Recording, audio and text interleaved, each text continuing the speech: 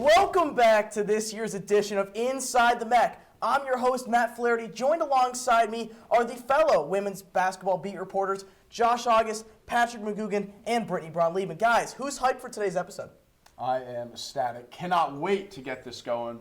I'm pumped up. Could not be more happy to be here. I'm so excited. This is my favorite part of the season. This is a great show. Glad to hear it, Brittany. For the MAAC Conference, every team's last game was on Saturday, and for Quinnipiac, they played Canisius at home. Quinnipiac taking on Canisius. It is senior day for the Bobcats. Let's start it off. The ball finds Jackie Grisdale. She knocks down a corner three. After that, Ella Ryan's going to dance around, settle on a three. That goes in. Good start for the Bobcats. Jackie Grisdale gets the ball from Emma Lizotte. She'll hit another corner three. Let's go to the second, where Franco Wittenberg hits the and one, and it's not done for Canisius. Irene Ray Pineda hits a three, but Carson Martin's going to follow it up with a three of her own, not letting Canisius get any momentum. There's Anna Foley. She'll try a jumper, won't go. Rebound, Ella Ryan out to Jackie Grisdale. That's a record-breaking three-pointer. She now leads the Bobcats program history with three-pointers made of 227.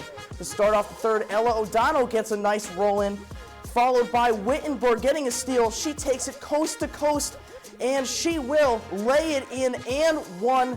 Canisius fighting back, but Sydney Ryan's going to get the ball. She hits a three, which pretty much closes out for the Bobcats. Look at the three seniors hugging it out with Coach Fabry on their senior day. They check out for the last time at M&T Bank Arena. 75-37 will be your final. Jackie Grisdale with a career record day with 19 points, 8 rebounds, and 4 steals. Well, with the conclusion of all MAAC regular season games, let's take a look at how the bracket shaped out. Manhattan and Marist will battle it out to see who plays Quinnipiac, while Sacred Heart and St. Peter's will fight to see who plays Fairfield. In the quarterfinal round, it will be Iona versus Siena to see who will go up against the winner, Quinnipiac, in the 8-9 game. And Merrimack in the Mount will see who takes on Fairfield in the 7 or 10 matchup. The tournament will start on March 5th and will proceed for 4 straight days, with the championship being on March 9th. On to our first question of the night, where all of us will talk about our predictions for who we think will win MAAC awards. The awards are Player of the Year, Rookie of the Year, and Defensive Player of the Year. Brittany, let's have you start us off. All right, guys. So first, my Player of the Year, I'm going to go, I think we all agree, it's going to be Katie Lamoureux, the junior from Fairfield. She's just an overall, all-around great player. She, against Quinnipiac herself, she kind of took over that game at Quinnipiac and was the scoring machine. She's 47% from the field, 36.5 from three, and she leads the MAAC with 537 points. For Defensive Player of the Year, I'm going to go with Jackie Grisdale. The stats might not show it, but watching every game, she takes out every other MAAC team's leading scorer. It shows on the stat sheet. So we don't have the stats overall, but we can watch it. And then for my Rookie of the Year, I'm going to go Ella Ryan. Yes, you guys are all probably going to pick Francisca Shiro from Siena, but I think Ella Ryan, the stats are similar. Shiro shooting 44.3% from the field and 30.9% from the three. Ella Ryan's 41.7% from the field and 41.2% from three. So she's a better three-point shooter, so I think she can be in that argument. Now, I'm going to go with Katie Lamoureux, same as Brittany. I think we're all going to agree on that one. Leads the MAAC in points per game, 18.5. She has 537 points in the year. 47% from the field, and she's also first in assists with 132. She's a great passer, great finisher, just a gritty player. I will say, if there's one knock I have on her, she likes to play dirty, and that's something that's not going to go against her in running for MAAC Player of the Year, because it's something people don't really see, but that could go against her. Defensive Player of the Year, I'll be honest here, I think Jackie Grisdale deserves it the most. But, like you said, she doesn't have the stats to back it up. So I'm going Orlai Kiefer.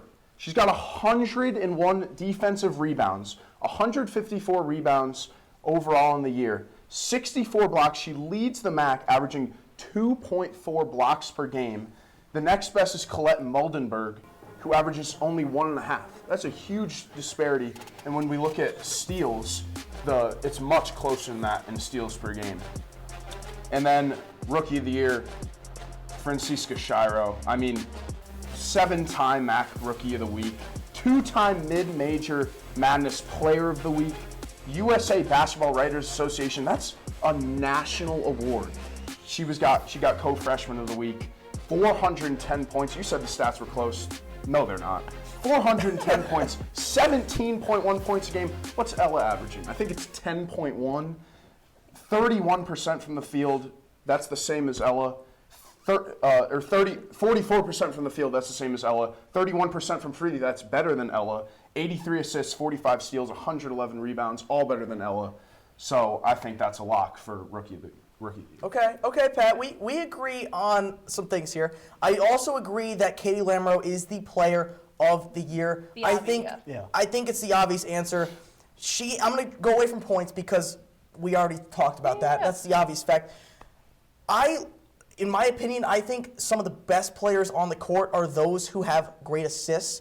And Lamoureux had 132 assists, 4.6 a game, which leads the MAAC, and it's about 50 more than the next player on her team, which is ridiculous. And 2.2 steals a game as well, which is third in the MAAC. So I think it's Lamoureux there. And then my defensive player of the year, I'm going to have to agree with you, Brittany. I think it's Jackie Grisdale. Thank you. And Thank you. The stats might not say it all about her, but if you look, and there's only one exception of the game, and it's Katie Lamoureux dropping 30 on her. Yes, but she wasn't guarding Katie Lamoureux in that game, to be fair. So that's where you Yes, have she to was. She was a little bit. She was a little bit. She got- switched off to guard. It was off and on. She guarded her for a little bit. pressure. She wasn't on Katie Lamoureux the entire game. Not Yeah, entirely. but when but she some of it. was, It was Lamoureux owned her, and I honestly think if she didn't have that game, she would have got it. But because of that game, I don't think she gets it. I think she gets it because she doesn't get a ton of steals. She gets a bunch, but it's just, for me, it's just she locks down so many great players. And that is, if it is a defensive player of the year is an award where you have to actually watch the games. You can't just look at the box score. If you see Jackie Grisdale's effort on defense, she deserves that award.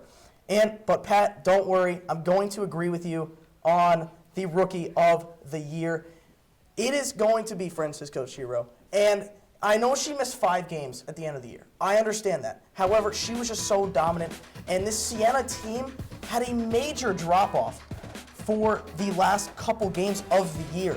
They lost to teams like Merrimack and Iona that they would have had a fighting shot at if she was playing in that game. So I do think that if you look at that as a factor and you look at the games she played, she is the go-to ball scorer on the court for Siena, and she knows it, her teammates know it, that she is the best playmaker on the court available, and she dominates in almost every game that she played. So I know she missed 5 games at the end of the year, and I know the Ella Ryan argument, I was debating between the two of them, but for me, she was just too dominant over the course of the season. Look, I think we're going to have to agree, MAAC Player of the Year, we're going to sweep across the board. Katie Lamoureux, the most points in the conference at 18.4. Last year, she only averaged 12. She shot 30% from 3 last year. This year, she's up to 36%. She's shooting more shots. She's more efficient. She's the best player on a nationally ranked team. Yes, Quinnipiac is the 1 seed in the MAAC, but Fairfield right now got the 25 seed in. Which is crazy. We're going to talk about that later. We'll talk about that later. And she also was the second best assist to turnover ratio. And now that Paige Girardi is injured, that can get bumped up to first. Now, for the defensive player of the year, I'm going to have to switch it up. I'm going to go with the Wine and Skill native, Amelia Wood, the only player in the conference who is top 6 in both steals per game and blocks per game. Look, yes, Orlai Kiefer averages 2.5 blocks per game, but she's not nearly top 25 in steals per game. And in terms of the Grisdale argument, I think Jackie Grisdale is the best defender on a top 2 seed, but when I look at overall impact, Jackie's numbers just don't back it up. Now, when we go on to Rookie of the Year, it has to be Siena's Francisco Chiro. I mean, we look at a player like Gal Raviv last year who dominated as a first year. She averaged 18, 5, and 4.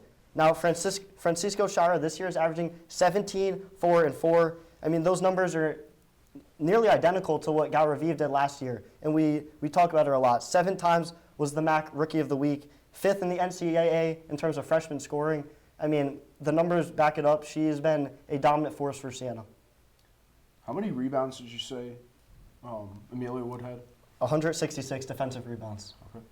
That was a crazy take. I feel like us picking Jackie Grisdale was a better take than you picking Amelia Wood.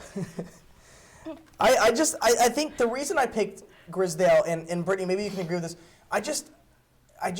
You look at the players that she has to face, and in the first, the first Katie Lamoureux game against Fairfield at Fairfield, when they took down Fairfield by a 12-point margin, that was just so significant to me because I believe Lamoureux had under 15 points in that game. I think it was 10 or 12. I believe it was like it was 10 or 12. I think it was 10 or 12. And think about Megan Anderson too. She only had 5 points that first game, 7 in the second. But when you don't have to double team a player like Lamoureux, then those shooters like Megan Anderson, Kaya and Co, like all those people, they aren't open on the wing as much. They don't have as much open shots. And just taking someone out of the game that significant of a ball scorer and distributor is just so huge for the game of basketball. But in that game, I don't think Jackie was on Lamoureux. No, she was. Not the first whole game. In Fairfield. In Fairfield. At Whole game. Fairfield, she was on Lamoureux the entire Whole game. game. At home, she was not. And Lamoureux had a field day. No, I honestly do. I think Jackie deserves it the most, but I don't think she's going to get it just because of the statistical. I do agree that she has No, I the agree. best We statistics. agree. Her statistics don't show why she should be Defensive Player of the Year. She does But do all the stuff if you, behind the scenes. Besides Yeah. looking at the box score, you have to actually watch the games and see how she takes out these players. With 6 teams of the MAAC getting a first-round bye, and with some teams playing in the quarterfinal round on Saturday as opposed to Friday, what do you guys think is better, having rest or gaining momentum heading into these tougher matchups? Patrick, get us going. So I think for Quinnipiac and Fairfield, the bye is definitely beneficial. You get rest. You get to watch game plans, see what other teams are doing. You don't have to focus on the game you have to play. And then you get to reset. You go down there. You don't get thrown into the fire right away. I think that, the argument that adapting to the environment is, something beneficial, I can't go with that because these teams play there every year. The MAAC bracket this year is almost identical to the one last year. Like, these teams play there, they know what the environment's going to be like. I honestly think it's beneficial for both Quinnipiac and Fairfield. I think they're so dialed in and so far above the competition, it's not going to matter, getting one game under their belt. I don't think it's going to make a difference. Yeah, okay, so I'm gonna go with the rest in this case. And I understand how in other sports that it is just when you're playing, when you have a week or half a week of rest for that, or of a game afterwards, then I would have leaned towards momentum. But when you have not even 24 hours off in some cases in this MAAC tournament, it's just, to me, it's the rest. The first game of rest is just so important. And I'll give you an example, and you may not think it's the best example. I'm gonna talk about my experience playing basketball. So I did play a little bit in high school. I know I'm very short, but when you would have tournaments in back-to-back games, even double headers, which is kind of what these games are gonna feel like, you could shoot great one time, and then if you miss one shot, the next game you could go 0 for 6. And it's so imperative that you don't have to play those crunch games, especially when the opponents get harder. The winner of the Marist Manhattan game, they're going to have to go to Quinnipiac the very next day. That is such a tough task as it is to play Quinnipiac. But and if you're doing it on less than 24 hours of rest, that is so hard to game plan. It is so hard to continue if you had a good shooting performance, or to even turn it around if you had a bad shooting performance. So I just think the rest in this case is just so key toward this tournament. Yeah, I'm gonna have to agree. I think that, with Quinnipiac having a, difficult last 2 games of the season in terms of the mental part of it, in terms of Paige Girardi being hurt and Carson Martin now starting a game for the first time in a while this year, and Fairfield battling to the end to, clinch the co-MAAC regular season title. Having the rest is truly beneficial. It allows you to take another day to get healthy, take a mental step back, and not be thrown into the fire right away. Both these teams, as we said, are a step above the rest of the competition. They don't need to play the extra game. They don't need to, put extra, tread on the tires, as you may say. All right, guys. I understand that the rest is important, but you have to hear me out. The rest could be dangerous, okay? Think about the Quinnipiac Sacred Heart game. They had a week off. How did they play in that game? It started a little slow. They started really slow. How many threes they make? 6 for 23. They had 8 turnovers. The rest is going to be dangerous to them. They're a team that has to play to keep playing in order to have great games. I think that they'll be fine. Yes, they do need to rest. Obviously, it's been a long season. But taking that break is going to be detrimental to them because they're going to be out of the flow of things. They haven't played the game in a while. And then that's when they have slow starts. And when they have slow starts, that's a dangerous game for them. I just think that in that case, it's a week off, and I can understand that. Yeah. But in this case, it's one 2 extra days. day. It's one it's extra like it's day. 1 or 2 days. Teams are getting down there, playing the next day. Quinnipiac's getting down there, they have a day off, and then they play. But think It's about it. one more It's day. also, so when was their Quinnipiac's last game? Saturday. Saturday. When was their first game this week? Friday. That's basically a week again. So if they were to play on Thursday, is that one extra day truly that different in terms of playing? Technically for this team, yes. They usually typically are a Thursday, Saturday team. You also the mindset they play Thursday, Saturdays. Now they're playing on Friday. It might not seem like a big mindset thing, but it really is because now you have that extra day in between where you're used to. That's a little more rest than they're used to, but now it's also like the next game's usually Saturday. So it's just a mindset thing they have to overcome. My thing is, Quinnipiac is so far above Marist or Manhattan. I don't think it's going to matter either way. There is a clear top 2-tier teams. No, I agree. I'm not saying you guys are wrong, but you have to think about it. When they have slow starts, which we've seen this season, it becomes dangerous. Right, but not against Marist or What Manhattan. about against Niagara? Yeah, So but they this ended week- up blowing Yeah. They I'm ended them out up, by but it was a slow start and it was too close of a game. You also had the injury shock and the fact that Maria Keeley had to play the most minutes she did all season. Was she coming into the game thinking she was going to do that? Absolutely not. But you have to be prepared. And You now, have to be now they're going to prepared have at an every extra game. day of preparation. I mean, No one's prepared. I understand, yes, but you have to be prepared for that. Niagara is a team that you can't really lose to.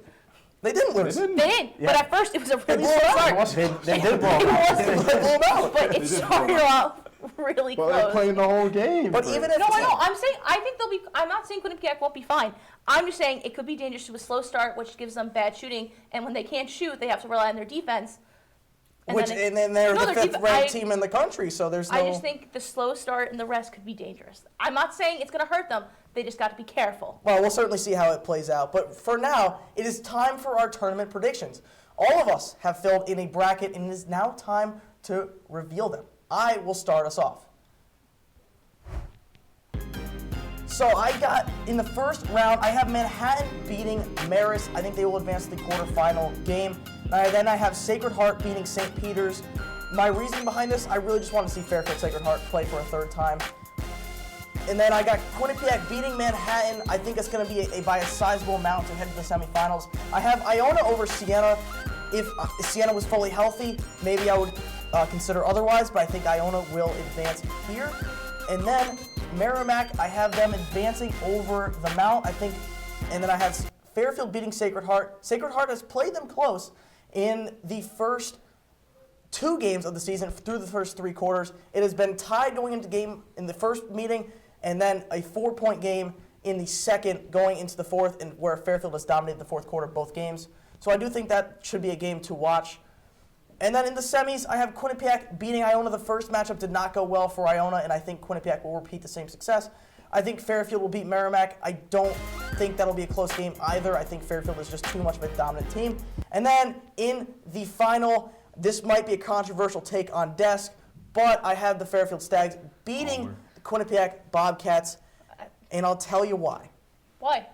Because I think if Paige Girardi cannot play, that is such a huge part of the team in the assist turnover margin. That is a statistic that Coach Fabry has preached in her 31 years here. That is the reason for their success.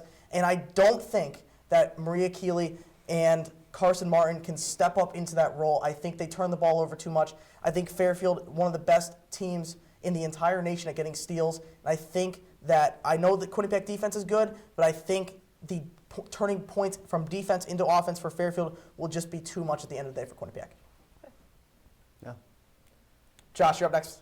All right, so we're going to start off in the play-in round. I have Marist beating Manhattan. Both teams struggling on the road. Marist 3-10 away, Manhattan 3-12. This one's kind of a toss-up. I'm going to take Marist. Moving on to the second game, Sacred Heart St. Peter's. I'm going to take Sacred Heart. They won the last one 63-61. They don't have a great turnover to assist ratio, but in a game like this against the St. Peter's team that struggles on the defensive side of the ball, I'm going to take Sacred Heart. Now, Quinnipiac, Marist, the Bobcats are just the better team here. Second best defense in the country. They're 2-0 versus them this year.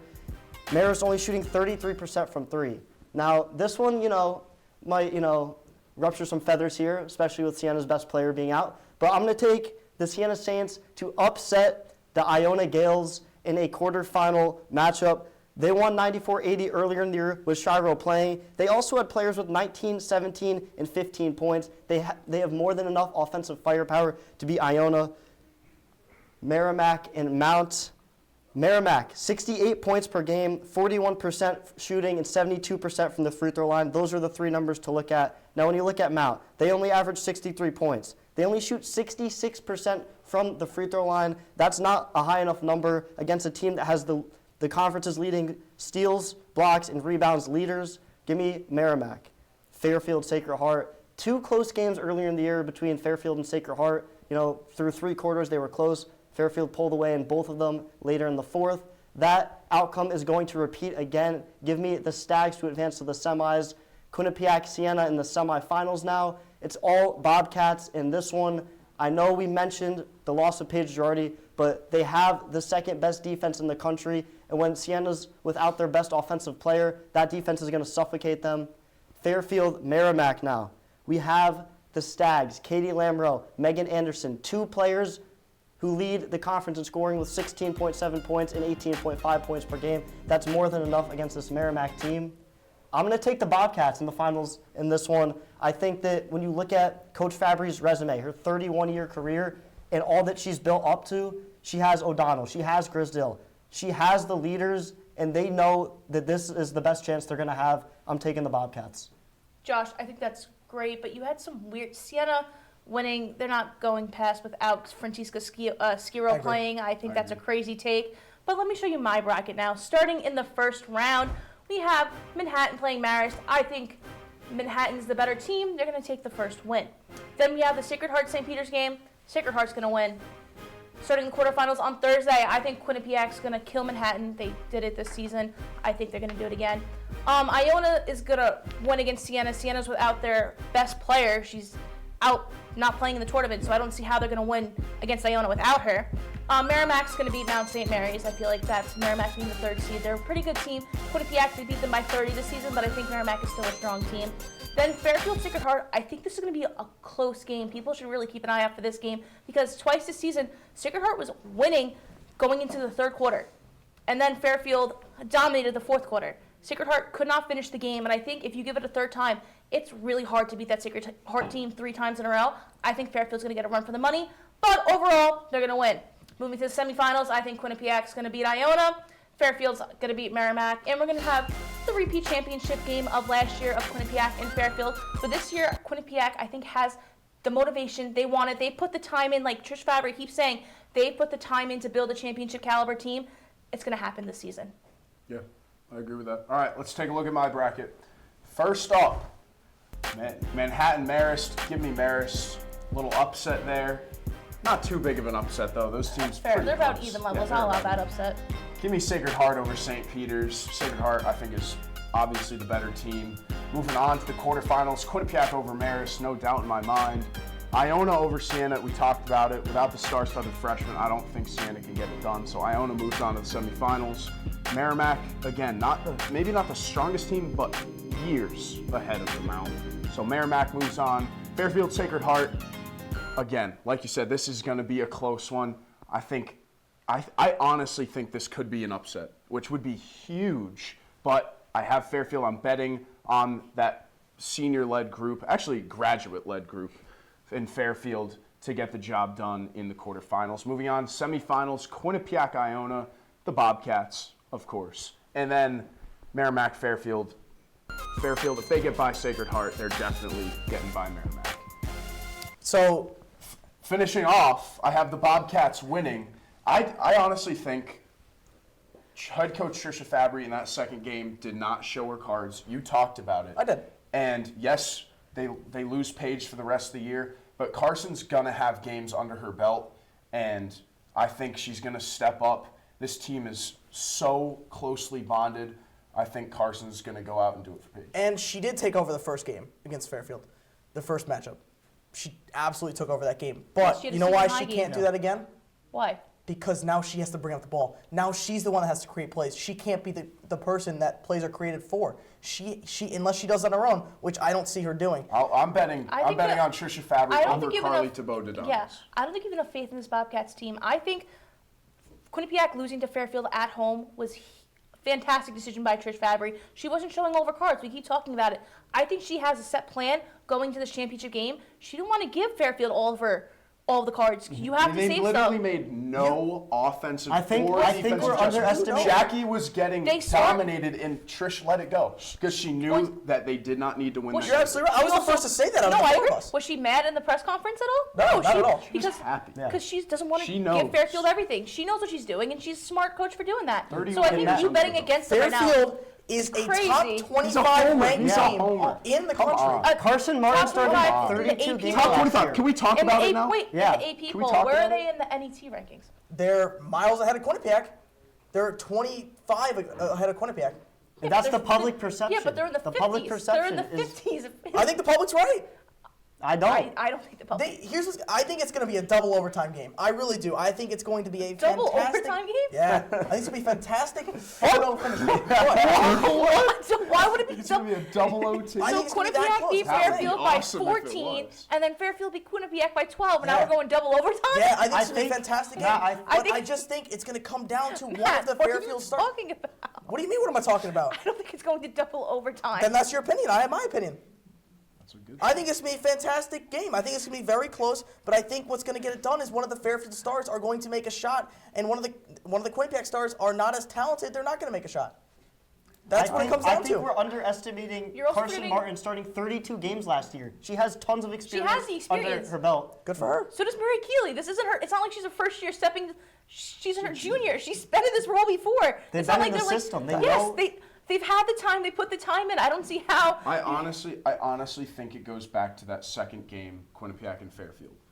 I think the fact that Quinnipiac made no adjustments, they put what they had, it was bland. They put what they had out, they let it ride, they lost. I think that's the reason Quinnipiac's going to win this one, is because Fairfield has no idea what Trisha Fabry has coming at them. I agree. I mean, when you look at the numbers, Quinnipiac is the third offense in the conference and the best defense. Fairfield is the best offense and the second best defense. They're nearly identical in terms of those statistics.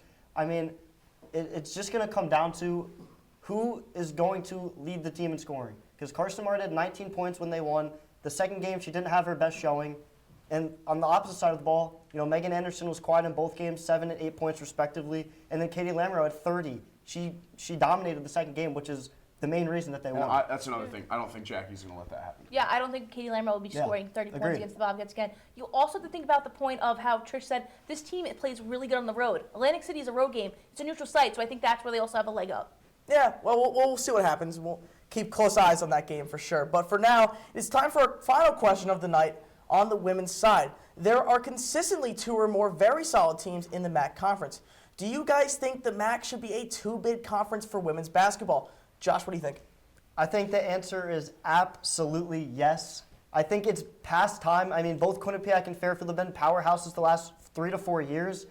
They were due last year, especially with Quinnipiac having Gal Raviv. They're more due this year. I do think the only way it happens is if Quinnipiac wins the MAAC. Fairfield, in terms of the public perception, how they're nationally ranked, how they're nationally viewed, they're a top 25 seed. Quinnipiac is not near that in terms of the national rankings. I think the only way it happens is if Quinnipiac wins the MAAC and Fairfield gets a lower seed. Josh, I'm actually going to have to agree with you here. I think there should be a 2-bid MAAC. The MAAC should have 2 bids in the NCAA tournament. But again, Fairfield kind of has that name from the last 2 years. Yeah. They've built that respect, and especially that they're in the top 25 in the AP poll. But that's a different story. I think if you're going to rank Fairfield 25, Quinnipiac's got to be 26 Yeah. because They're they're neck and neck. basically the Yeah. same level. Yeah. So that's just my. I think it's just there's. Besides that, I think the only way that they're going to be a 2-bid team is that if Quinnipiac wins, because Fairfield has the respect of the public as we see. Yeah. So that's how they're going to get 2 seeds. So I said no, and I'll tell you why. Oh. Because I think that. Sorry, were you not finished? No, you're good. Keep going. Okay, I apologize. I think she's a little surprised. I think that it's a no because yes, Fairfield has gained the respect, but the MAAC hasn't gained the respect. And I don't think, even if Quinnipiac wins this year, that the MAAC is going to get that respect. I think more teams need to get to the Quinnipiac and Fairfield level for the MAAC to become a 2-bid. I don't see it happening, and that's the reason I don't think they're going to be in the near future. Yeah, I really don't dislike that point at all. I think, but I'm going to have to surprisingly agree with Brittany and Josh.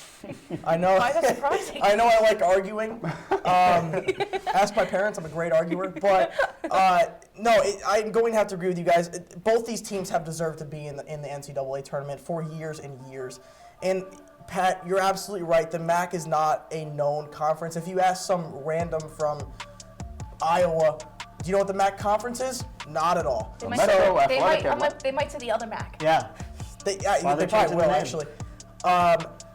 But they're both deserving teams, and I think you can agree with that too, Oh, Pat. I absolutely agree. They both deserve to be there. I'm just saying because the other teams lack of what they Yeah. Well, I Lack think of it's like competition. the chicken and the egg scenario. In order to build the MAAC up, you have to have more teams in the NCAA tournament, get the word out. But in order for that to happen, they have to be better MAAC teams. Yeah. But Right. it's like you can't have both. But also- I totally And they agree have that they two both teams deserve to more be. than deserving. They have proven coaches, proven grad students, proven leaders on the team. Yeah. I mean, we have players on Quinnipiac like Jackie Grisdale, Ella O'Donnell that have never experienced an NCAA tournament, and they're past due.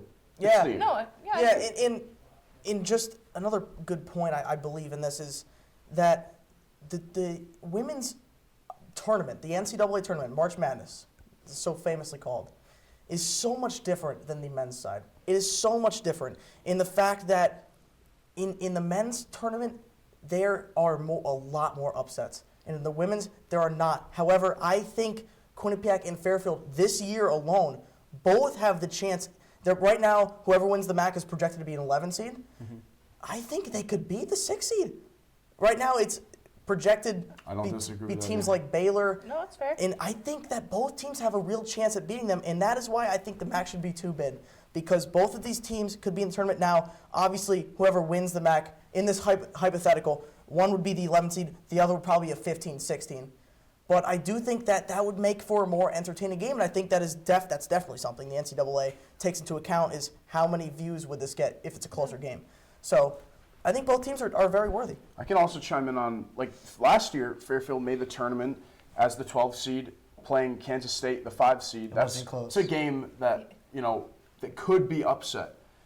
But it was 85-42. Yeah, it wasn't And a good Fairfield game. got destroyed. I Yeah. mean, that's another reason why, people look at that, they say, all right, the one team that made it from the MAAC got obliterated. Why would we take 2? You know what I mean? That's a good point. That's a a good point. great point. Well, that is all we have here for the women's side of MAAC basketball. But stay tuned for the men's basketball portion of the show. For Brittany Braun-Lieben, Patrick McGugan, and Josh August, I'm Matt Flaherty. We're going to take a quick commercial break, but when we come back, the men's basketball beat staff will be on desk to break down everything you need to know about the men's portion of the MAAC tournament. Do you enjoy Quinnipiac sports? I just keep believing you're going to pick Paige Girardi over Carson Martin. I think Floor Carson general, absolute glue guy on the court. Then Bobcat Breakdown is the place for you. 'Twas the night of Bobcat Breakdown, and all through the suite, all the producers were running round, getting ready for show of the week. I brought mittens because I think that half of this take is cold. I think us Anthonys think alike because I have the exact same idea as you. Tune in to Bobcat Breakdown every Tuesday night at 9:30 p.m. on Q30TV.com/watch. Left for Vidicek. Vidicek walking in. Shot. Save made. Rebound. Score! Did you miss this goal last night? No worries. We got you covered. Antonin Varel gets the puck to Ethan Winbach in front of the net. He puts it past Alvin Brea. Every team, every game. She shoots it blocker side into the net. All the news, highlights, and more. First year connection. Ty Turner to Keith McKnight. This is Sports Pause, Monday nights at 9:30, only on Q30 Television. The go-to Quinnipiac news source for students, by students. We've got the latest on campus news, student life, and stories all around the country. Get to know your local community with features on Hamden businesses and politics. Everything you need to know, all in 30 minutes. Wednesdays at 9:30, reporting for the Quinnipiac community. I'm Melissa Sheehan. I'm Sophia DeBona. I'm Maury Smith. I'm Christina Semanis. I'm Riley Farrell. I'm Andrew Allison. I'm Miranda Patorti. We are the Q30 Newscast. Welcome back to Inside the MAAC. It's time to flip it over to the men's side of the bracket. My name is Ben Rickovicius. Joined alongside me, Beckett Calkins, Thomas Curtis, and Brady Mullen. It's nice to see Beckett has made a full recovery after missing last Bobcat game day due to illness. A low blow right away, but I'm feeling much better now, Ben. Well, it's great to see you back on desk. Quinnipiac wrapped up its regular season on the road up north following a heartbreaking overtime loss to Niagara Friday night. Bobcats suited up for conference game number 20 against Canisius. Bobcats desperate for a win. They've lost 3 in a row. No Maury Monroe in this one either. Tom Pecora elects to rest him.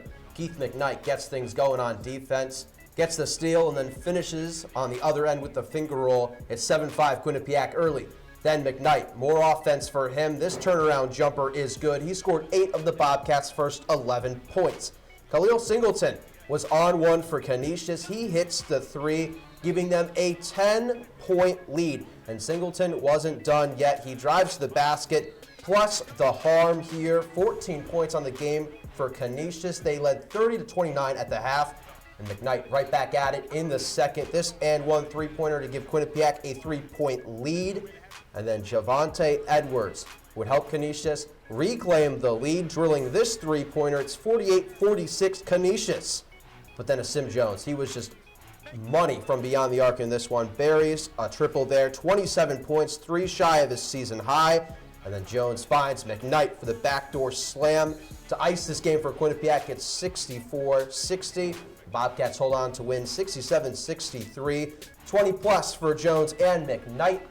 It's an 12-8 conference record for the Bobcats this season. Just like that, the bracket is set for March. It's the second season, the Metro Atlantic Athletic Conference, that the Merrimack Warriors, they've been in this conference, and they clinched the regular season title and get that 1 seed.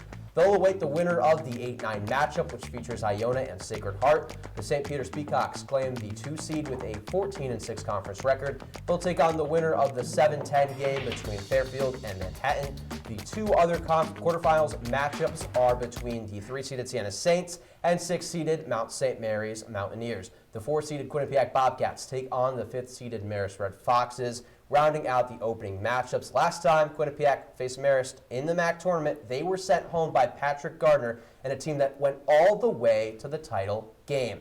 All right, let's start with some debate questions for you guys. Maybe some revenge at play with Marist, but last season's champion, the Mount St. Mary's Mountaineers, they enter the tournament as the 6th seed, just showing you anything can happen. So, Beckett, I got to know, who is your dark horse team this year? Yeah, I'm going with Fairfield. I love the matchup that the Stags get against Manhattan and then potentially against St. Peter's. Fairfield ended off the season 7-2 in their last 9 games. They rebound the basketball really well. They've got great guard play in Braden Sparks. They've got great front court play in the young first-year Brandon Benjamin, who's now healthy again, or at least on the court playing good basketball again. And I think that Fairfield can not only win this first matchup against Manhattan, but I also think they can beat St. Peter's. You'll see that later. The Peacocks, they're 4-10 in road games this year. And I know technically the tournament is a neutral site, whatever. I still don't believe in this Peacocks offense, especially on the road or in a neutral site. It's just not a good sign for Bashir Mason's squad. I also think Sacred Heart and Iona, that's a really fun game. And I think the winner of that game could potentially cause some harm to the 1-seeded Merrimack Warriors, but my dark horse, based on the way the bracket worked out, I love the matchups Fairfield gets, and I think they can win at least 2 games. I know it's a young squad, I know they're not necessarily proven, but they're playing really good basketball in the last month, and you see a lot of these teams in March. It's the good guard play and the streaky teams down the stretch, and that's exactly what Fairfield is. Yeah, I think you're right on the Iona point that you made. I think if they win that game, they have a good chance against Merrimack. They took them to double OT, but I'm going to agree with you. We've talked about it all year. I think when we saw them in Fairfield, we called that game, Beckett. Yeah. Their front court it's young with Benjamin and Moncati and Booker Fennig as well. They're 3 freshmen, but they play really well. And like you mentioned, the experienced guard play with they've got Sparks. Deuce Turner was a West Coast Conference 6th Man of the Year. Yeah, Mejia's great. They've got Estevez off the bench. Yeah. I really like their experienced guard play, and that's why I went with Fairfield. And I love, like I said, I had it written down. I think you took my notes because I love that first round matchup. And then if they get St. Peter's in the second round, they win that game. Peacocks don't scare me. No, not at all. Yeah, so you talk about experienced guards, Beckett. Let me give you 2. Makai Connor, Deshaun Gittins. Yeah. Fantastic backcourt right there between those 2. Meanwhile, For the Sacred Heart Pioneers, they're shooting well. They're scoring a lot. They lead the MAAC overall in points per game, and they lead in three-point percentage as well.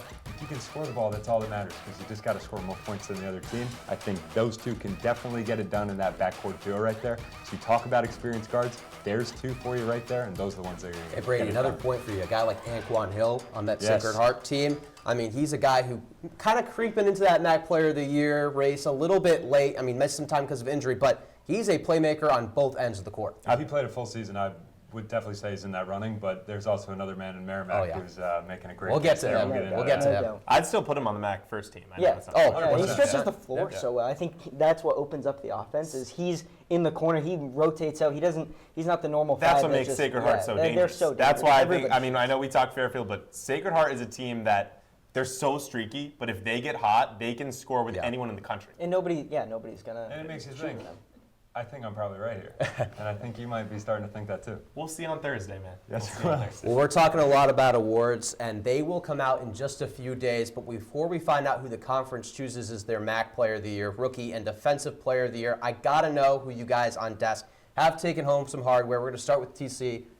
Who is your MAAC Player of the Year? It's Kavere Kennedy. It's been Kavere Kennedy for me since basically December. 21 points, 4.5 rebounds, 5 assists on the year. He comes into Joe Gallo's squad and just runs the offense to perfection. I've also got him winning Rookie of the Year because he's been the best rookie in the MAAC. Just been spectacular all year. He's so exciting to watch, too. We saw him at the bank, ran by Quinnipiac. Yep. Yeah, I think Beckett and I are going to agree with you. I don't think there's going to be much debate. I don't think there's any other person you can go with for Player of the Year. I think maybe Anquan Hill, as we just said, maybe he could have a case for it. Doty got Maybe some thought Doty. out of me, but it was really Kennedy. But it's just a spectacular run from a first year, for sure. 100%. Kavere Kennedy, Player of the Year. I think there's no doubt about it. If he's winning Player of the Year, obviously he's then going to win Rookie of the Year. I think Defensive Player of the Year is where these awards kind of get a little fun. I gave it to Amari Monroe. And I think that he thought he should have won it last year. And a lot of people thought he should have won it last year. But you look at his potential competition for the Defensive Player of the Year award this year, it's KZ Ugukazi from Merrimack, most likely. And realistically, I like Amari better in terms of team defense. I know Ugukazi is a force to be reckoned with in the bottom of that Merrimack zone. Amari's averaging almost 2.5 steals a game. He's averaging almost a block a game, and he moves his feet so well, and he's always guarding the best player. We saw him switch. Amari onto Brady changes the Sparks. defense more than anybody in this conference because 100%. there's nobody else you can put on Kavere Kennedy for 40 minutes and be like, we're He going to held be his own. fine. He held We're his going to own. be fine Yeah. with what the outcome is, and Amari's done that all year for every team's best player. Yeah, absolutely. I mean, maybe you could put Naker and Gamba on there, but we'll get to that later. But I think that Amari really took it personally last year, and he said that to us this preseason. Yeah. I'd rather win Defensive Player of the Year than Player of the Year. And I think he is going to do just that, absolutely. Well, seems like you guys are all on the same page. This when it rarely comes to happens. awards. Yeah, you know this, guys. It's a This rare, doesn't happen to us. A rare feat indeed. But over the last few years, Quinnipiac, they've had some pretty stacked rosters, including a few Conference Player of the Year recipients. Brady, is this roster this year for Quinnipiac well constructed enough to help them get over the hump and win their first MAAC title? I believe they are, but I don't know if the players are playing at the level to get over that hump. Okay. For example, Jaden Zimmerman, he has struggled from the field lately. He just shot 0 for 8 in the last game, not making a single field goal. He really needs to step up. And then the guy I think that really makes an impact off the bench, Naker and Gamba that I just mentioned, when he's out there on defense, you can see there's just a shift in energy with the rest of the team, and he could be a huge piece going into Atlantic City. But I got to see more offensively from Jaden Zimmerman as well. Brady, I'm going to disagree with you here. I don't think this is the roster that can get the Bobcats over the hump. And the reason is the minimal post presence, especially on the offensive end. Spence Wayway, I'm sorry, he's not an offensive threat. No. Sam Nosakar is not proven. Does he even play? Does he even play? Probably doesn't even see the floor. Probably doesn't even see the floor. Wouldn't be shocked. So there you go. Like the last couple of years, you've had guys like Paulo Tieno, even going back a couple of years, Ike Nweke. Heck, J.J. Riggins gave the Bobcats more of an offensive scoring method from the post. Like, this is a team that needs to get going in the post offense, and they haven't been able to do that. Another roster construction error that I think comes in with the Bobcats here is they kind of struggle shooting the basketball, at least consistently. And I know that's been a theme the last 3 seasons, but you mentioned Jaden Zimmerman. He has shot 21% or under in 3 of his last 4 games, went 0 for 8 in the last one. I mean, that's terrible. And Not good. Not good. And when he's not making shots, you know, a lot of star players, they're not making shots, they're impacting the game in other ways. Yeah. Jaden Zimmerman doesn't do that. He's a below-average rebounder. He's a good active defender, but I don't think he changes or elevates that defense, and I wouldn't consider him a true playmaker. And he turns the ball over And he turns the ball too much. That's He's where out they there miss to make Savion shots. Lewis from Exactly. last season. They're missing this experienced guard play. Exactly. I have it written down. I think they rely too much on wing players that are score first. You got And it's all Amari, transition. It's Grant, all get out and run. transition. And they consistently go to Ty Turnage. Pecor has told us he's a 12-minute a game player, and if a Sim Jones or Jaden Zimmerman's having a tough game, a couple games ago. exactly. If they're having tough games, And it you didn't can't go just well. turn to Ty Turnage. You can't. Not in the AC. Not with his level of experience. It's just not the team that could win it for me. I don't think so. Yeah, I love Brady's point about this roster has the potential, but it's just not really playing out well. I mean, when you look at this roster from head to toe, there's so much size and depth on it, but we just didn't see a lot of that play big impact minutes, especially late in conference play this season. Yeah, and despite what I just said, I agree with Ben, right? I still think this is a top 3 team in the conference talent-wise. Yeah. Who has a more talented roster than Quinnipiac? Maybe Siena when they're fully healthy? I got no one. I wouldn't even say necessarily Merrimack. There's a debate there, but I just think that Merrimack system is what elevates And them, they've got guys that are really playing into the system. Quinnipiac doesn't have a system. They've thrown a ton of talent out there, and they've been like, That feels like a maybe problem. this is going to work, Yeah. but they just haven't really fitted in. Yep. Well, as far as new things going for the Bobcats this season, they're entering the new territory in the playoffs with their seeding. They were the 1 seed for the last 2 seasons, and now they are the 4 seed entering the tournament. So a new perspective, Brady, does it help them going into the tournament, or does it hurt them more? I think it helps them. Look, we saw last year against Iona. They beat Iona twice in the regular season. They lose to them the 3rd time. It's hard to beat a team 3 times in a regular season. And Your in signature a line. single season, I love that line. And I've been right numerous Gotta times. trademark it. Got to trademark it. I'll try to get that on a shirt. But Merrimack, I think the Bobcats were pretty close last time here in Hamden. I think that 3rd time, it's kind of when you can't make that many changes, and it's just who's going to go out there and get it more. And I think the Bobcats might have the chance there. So I think this really helps them out, gives them a different look. They're playing different days of the week. So I think the Bobcats definitely are benefiting from this. It's easy to But say I don't that. think Thomas is going to When agree you with look me. at the first round, yes, I agree. I think Marist is probably the best draw they could have gotten out of this first round. Without Elijah Lewis, it makes it much easier. Absolutely. But they got Merrimack's side of the bracket, and I Exactly. really don't trust their streakiness against Merrimack. Exactly. I 100% agree. I think Merrimack is legit. I think, yeah, you say you don't. It's hard to beat a team. When was the last time the 1 seed won the MAAC? A couple years ago it was Iona with Patino, but that team was a wagon. Walter Clayton Jr. Dennis Jenkins. Dennis The Jenkins. Twice in the last 14 Yeah, years? though? they were. I believe it was 12 of the last 14 teams that have won the MAAC tournament have not been the 1 seed. So exactly. But that being said, I like the draw in terms of Marist, no Elijah Lewis, a team that really struggles scoring the basketball, doesn't really have anyone offensively that scares you. I obviously think it's going to be tough to score against Marist, and I think you score 70 points, you probably win the game. And I think Tom Pecora knows that. I think Quinnipiac knows that, and I think they know also they haven't scored 70 points against Marist in either of the 2 games against them this season. So can you score enough points against that tough Marist defense to win? And if you win, then yeah, you're talking Merrimack 2nd round. But realistically, you got to beat the best to be the best, and that's another line that everyone likes to say. Trademark Brady. it. If you're gonna win the whole thing, why not beat the 1 seed? Do I love the matchup? No, but were they gonna have to see Merrimack at some point? In my opinion, yes. Yeah. I mean, if it was in the championship on the other side of the bracket, you still have to see Merrimack. And right now, I've been super high on Siena all year. I'm not as high. I think they're really good, but I'm not as high on Siena, dealing with a lot of injuries, eligibility issues with Antonio Chandler. I mean, there's a whole lot of storylines going on there, and you really never know. This conference is wide open. I do still think Merrimack's the best team. I like what you said there. At the end of the day, it is the MAAC. Yeah. I mean, we can see anything and everything this next week. Well, now it's going to get exciting because we've reached the best part of the show, the tournament predictions. Beckett, you're starting us off. What do you see in your crystal ball? Yeah, we'll take a look at my bracket. I thought I was going out on a limb here, and then I think we'll talk about Thomas's bracket in a second. But my big upset pick for me was I got Fairfield over St. Peter's. I kind of teased it earlier. I don't think St. Peter's is that good. I think they've had a great regular season, but I think Bashir Mason has gotten all he can out of the roster on St. Peter's talent-wise. I think Fairfield beats the Manhattan, beats St. Peter's, and then finally they lose to Siena. I do have Merrimack going all the way, but if there's any team that can beat Merrimack, I think it's Iona, right? So I have Sacred Heart beating Iona first round. I think if Iona can edge that game out, Could get interesting. It could get interesting because Iona and Merrimack split the season series. Iona won in New Rochelle in the first matchup by 1 point and then lost just 2 weeks ago at Lawler by 2 points in double overtime. They hung with the top seed, for over 90 minutes this year. I think Iona is a really up and down team, but when they're clicking, much like Sacred Heart, they can beat anyone in the conference. You could say that about a lot of teams in this conference. Absolutely. But overall, I think Merrimack gets it done, and I'm saying that because I picked Sacred Heart and they're streaky. I don't trust them to go on a elongated run. But I'll go Merrimack as my champs. I do think Quinnipiac gets past Marist. I'm pretty confident in that.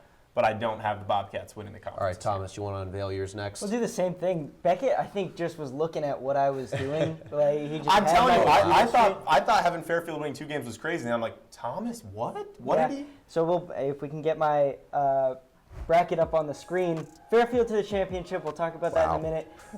Sacred Heart, because that's not even the craziest thing. I'm not a Chris Casey believer, but I like Fairfield's You roster. done enough to pick them all the way to the championship game. Sacred Heart beats Iona. Merrimack takes the win. I think Sacred Heart's going to run by Iona. Yeah. They've been hotter than Iona has. Quinnipiac's going to beat Marist. It's going to be ugly. I'm not looking forward to watching that game. Siena takes on the Mount. They win that game.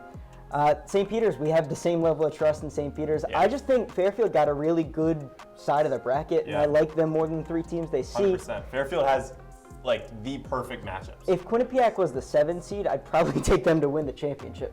With all the momentum. That's not crazy. But that's not crazy. Obviously, that's not how it worked out.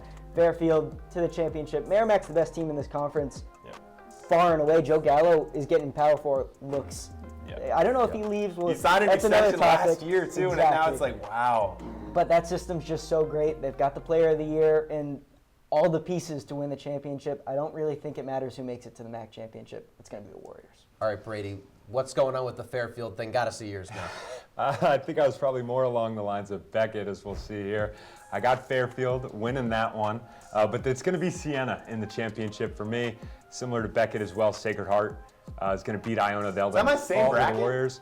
No, a bit of a difference there at the bottom there. But I believe I made mine first. So wow. It wouldn't be the same. You would be copying mine. So you're stealing my bracket and Thomas's notes. But I think I think Fairfield does beat St. Peter's. I'm going to sound like a broken record agreeing there with you guys. But I think Siena is going to have the edge on Fairfield there. What do you like and for then Siena the Bobcats over Fairfield? Doty's a game changer. Doty? Yeah. I think Doty's a game changer, and then if you can get 10 to 15 points from Schultz, and I like Fairfield's guards against that backcourt. I like them defensively, and I think they can score a lot. I think a guy like Schultz who doesn't defend. I think Benjamin is what sets them apart, though, in terms of if Fairfield beats Siena. Is 6'6", 6'7". He's not Siena's as front tall court's as banged up. Benjamin. Siena's front court is banged up, and that's where I think Benjamin's impact could come into play in that game. But I still pick the Saints. All right. Brady, there were a few things on my bracket that I agreed with you. We'll take a look at it. I think better be you're the gonna like Cats, the final ending, the championship game for my bracket. We agreed there. Quinnipiac, Siena. I have Quinnipiac I like winning, finally getting over the hump. I love the Iona take, Beckett. I really think that defensively they could give Merrimack some problems. And I think Iona there. I agree with you guys on Fairfield. It's kind of crazy that we've all kind of got the same optimism about Fairfield, Fairfield's going to lose especially in the first round. against St. Peter's. So everybody picked Fairfield to beat Manhattan, and everybody picked Siena over Mount. Mount's been hot recently. No one's fallen for that. Nobody's. They already had their run last year. I think they've had. They're a 6 seed again. Yeah, exactly. Well, still got a few days before we get down there and everything plays out, but it's surely to be an exciting tournament from head to finish. That's the MAAC for you. That is the MAAC for you. Well, that's going to do it for this year's edition of Inside the MAAC. As always, be sure to follow Q30 Television on all social media platforms to stay up to date with all of the MAAC coverage around the tournament. A big thanks to everyone working hard behind the scenes to make this show possible. For Becky Calkins, Thomas Curtis, and Brady Mullins, I'm Ben Rickovicius. Enjoy the MAAC tournament.